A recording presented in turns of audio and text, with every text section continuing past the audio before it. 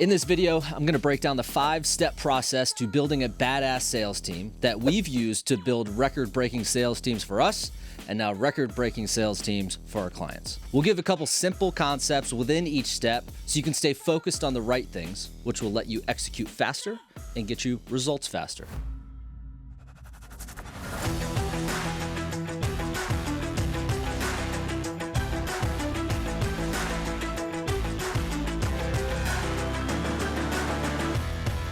I'm Brandon Biskie, co-founder of an 8-figure consulting firm, Make Sales Great Again. I've personally sold over $500 million in my 20-year sales career and trained over 5,000 reps across more than 20 different industries. Now, most importantly, we've built record-breaking sales teams that combined have sold hundreds of millions of dollars from industries like home services, financial services, real estate, and insurance. Now, by the end of this video, you'll know the exact step-by-step formula we use, the most important things to focus on within each step, and a simple framework to execute on. Now, the first of the 5 steps is recruiting. To build a team, you need to find the right people. But like most other things in building a sales team or a business, it's not as simple as posting an ad. Everything starts here. To find the right people, you need to look in all of the places and then allow the data to confirm for you that you're finding the right ones. So here's the 2 pieces of recruiting that we want to focus on. Number 1 is diversify, diversify, diversify. One of the biggest mistakes we see in recruiting is that a lot of companies put all their eggs in one basket, but when something happens to that basket, they're screwed. Some businesses rely solely on organic recruiting, but they completely miss out on insanely good talent by doing that.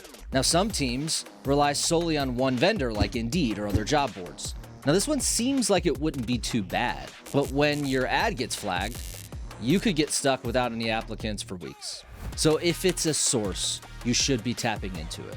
This gives you maximum exposure, allows you to be picky in your applicants because they'll be plentiful, and then A/B test against each other to see which ones are working the best, which leads me to our second focus. Track KPIs associated with recruiting so that the data can confirm what you're doing well and what you aren't, and that allows you to make data-driven decisions. The big ones you should track are these. Cost per hire. You want to divide your total dollars spent on recruiting by the total hires to get the total amount required to hire one person. Now, alone, this KPI really doesn't do a whole lot, right? But with the other numbers that we're going to talk about, it's absolutely crucial. So the second KPI is the cost per conversion. Now, not every rep that you hire in sales is going to convert into a rep that actually writes business, makes money, makes you money. So you do have to determine what you consider to be a converted rep. Is it a rep that gets their first deal? Is it someone who has been actively selling for at least 30 days in the company, etc.? You have to find that out for your own business and your own product or service and industry. But then divide the total dollars spent on recruiting in that time period by the total number of converted reps, and that will give you your cost per conversion. Again, we're going to kind of circle back and make all these numbers make sense together.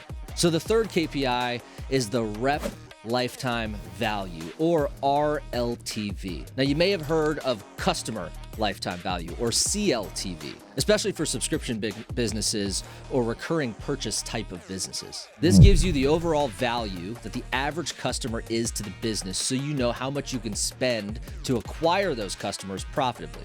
Now, this KPI, the RLTV, or the rep lifetime value, this is cut from the same cloth. So for a sales leader or a business owner running a sales team, you have to look at your rep as a type of customer. One rep drives more revenue than another. So you want to look at the average revenue a sales rep drives to the business and divide that by how long a rep stays in months. Now you're able to measure that against what it costs you to hire a rep, and this data can tell you the story. Do you have a high RLTV and a low CPH, or low cost per hire? Now you know you can increase your spend if you want to acquire newer reps, to either get more reps or just pay for higher quality. Now, is your CPC, your cost per conversion, meaning writing a rep, 5 or 6 times larger than your cost per hire? You may be hiring people with low talent, or hell, maybe your training sucks, which we'll get to that. But either way, the data should tell you the story, not what you feel. Focus on diversifying your recruiting channels and then track the data to allow you to make smart decisions, and you are on the right track for an efficient recruiting process. Now, the second of the 5 steps is hiring. How are you deciding on what talent to bring on board based on the applicants you brought in? Is it minimum qualifications and getting wowed in the interview? Is it hiring anyone that breathes? Who's actually doing the interview? Did you train the person running the interview? There's a lot here, but let's get into 2 areas that we want to focus on for this video. Now, the first is the classic, sell me this pen. The goal isn't for someone to actually close the interviewer on buying the pen, but it's more about how they respond to an unexpected scenario. How are they under pressure? How well do they think on their feet? How well can they speak with conviction even if they lack it? And where does their natural sales ability go? Is it towards features? Is it towards benefits? Is it towards asking great questions, et cetera, et cetera? That is going to tell you a lot about the innate sales ability of this sales rep. So, do you literally need to do the sell me this pen thing? No. Just know what you want to look for. But at bare minimum, make sure you're asking great questions that truly gauge the recruit's trained and natural sales ability. Have scenario-based questions to find out how good of a salesperson they really are, because anyone can put a bunch of random numbers on a resume that they sold X amount of dollars, doctor up some old stats, and get a friend to answer the phone to give you a good review on them. So the second thing to focus on in hiring is valuing grit over everything. What life experiences have they had to overcome? What perseverance have they had to get through something tough? Have they been underestimated in their life? What did they do when their back was against the wall? Listen, sales skills can be taught, but if you don't already know, the most difficult thing in the sales profession has everything to do with grit, determination, passion, drive, mental fortitude, and having the ability to get punched in the face every single day and get back up like you haven't been hit yet. That isn't easy, or more like impossible, to teach. Now, the next step is going to be training, but here's a quick hack for that one. Hit the link in the description for 7 cornerstones to 7-figure sales. We've spent years on this course and wanted it to include everything other courses leave out, what got us to where we are, and what we've taken from the top closers in the world. Oh, and please don't forget to like and subscribe, do all the things. So now back to the breakdown. The third of the 5 steps is training. Now, we've consulted for multiple 8- and 9-figure sales organizations over the years, obviously successful in their own right.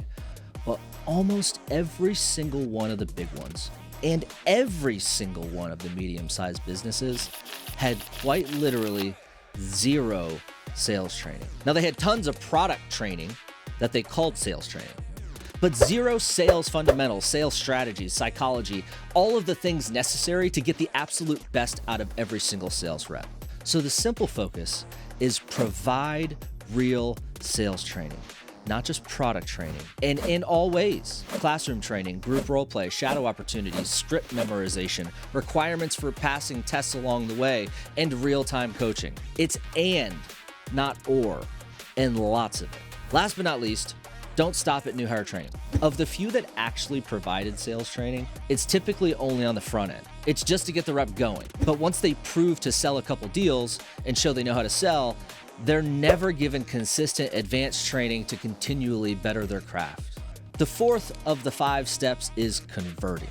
This refers to how well you can get someone that finished training to actually becoming a successful sales rep. Anyone can hire anyone. Anyone can be trained. But it can be really, really hard to build an infrastructure within your business that provides real earning opportunity to a sales rep both quickly and long term. And this is where we see the biggest drop off in every single sales company. So again, here's a few things to give you a step above the rest. Want to know how to get a rep to make money quickly and give them the best training that they could ever get both at the same time? Close a deal for them. Now, I don't mean do the whole deal, but use a TO process, a strategy that's really popular in the car industry, and the most other industries, for whatever reason, just decide not to implement it. Let the rep prospect, book, pitch, and try to close. But when they don't, close the deal. And before they end the call and try to deem it a no sale, train them to transition the close out of the call to a manager, aka a closer. Play it as the manager, making sure we treated them right, get feedback about their experience, etc. And then allow the closer to get on the phones and do what they do, get the information they need to turn that thing into a sale. If you have good closers, they're gonna be able to turn no deals into deals. It allows for real-time coaching with a rep. The reps seeing side by side a closer close. You help them get a deal they otherwise couldn't get, which builds trust in you and the process, and they get paid, so they'll live to see another week. Now, for a full video on the TO process, see the link in the description. If it isn't there yet, it'll be there soon. The last piece to focus on for conversion is maybe the most unpopular one: micromanage. Micromanagement gets a horrible rap, but too often the fear of that yields a lack of structure, way too much autonomy, and not inspecting what you expect. I'll say this and I'll leave it to you. Reps should earn the right to not be micromanaged. You can hate me all you want, but you won't hate me too much when I'm getting you paid. Now, the final of the 5 steps is retaining. How good are you at keeping successful reps long-term? For the first thing to focus on, it's actually 4 things, so I'm sorry, but you can only get to retaining successful reps long-term by getting them to be successful in the first place. And the only way to do that is by doing the 4 steps that we already went over really, really, really well: recruiting, hiring, training, and converting. Do those 4 well, and you're halfway there. Now, how do you get the rest of the way there? It's 2 things: culture and opportunity. This is the magic potion to building a successful sales company. And you can't have one without the other. You have to have both, no matter what. Give people an amazing place to come to work that they absolutely love, and give them the opportunity to make a shit ton of money and support their families. You do those 2 things and you're set. Listen, you can have the best leaders, the best people, and the best environment, but if no one's making any money, they won't be there very long, I promise you, no matter how much they're loving being there. And you can have the best system that gets people rich, but if they're spoken down to, they hate coming into work and spending time there, they aren't recognized or treated with respect, then they'll stay long enough to save enough money to have a cushion and bounce. But when you have both, you have unlocked the secret to building a successful sales team. So, final takeaways: recruit, hire, train, convert, retain. Do those 5 things and you're golden. Incredibly simple, but even more difficult. That's why we wanted to simply go over these things and give a couple items within each step to focus on. Now, are you gonna build a badass sales team after watching one stupid ass YouTube video? No, but this is a better start than I had. Thank you so much for watching the video, especially for getting this far. You must have liked it. So if you wouldn't mind showing some love with a like, a subscribe, a comment, that'll help us out and tell us we're putting the right stuff out there. Now, if you need help doing this, that's what we do. Hit us up in the link in the description. If you want the sales training portion of this process handled for you, check out the link in the description for a sales course that we built based on hundreds of millions of dollars sold and decades in the business. So I'm Brandon, and this is Make Sales Great Again. We'll see you in the next video.